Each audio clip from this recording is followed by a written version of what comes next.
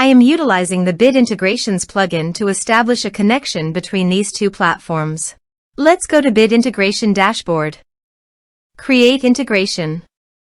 Search and select Beaver Builder. Select a form. Next, search and select FluentCRM for action.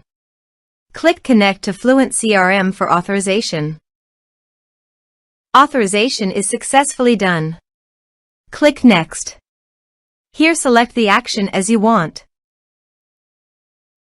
Choose the tag and which tags you want to associate with the user.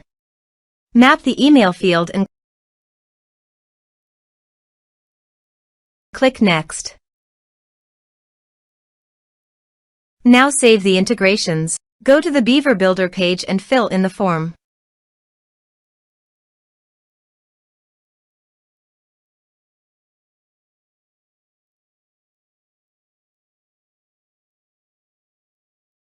Submit it. Form submitted successfully. Go to FluentCRM and check the tag is associated with list contact or not. You see the tag is associated with a list of contact. Thanks for watching.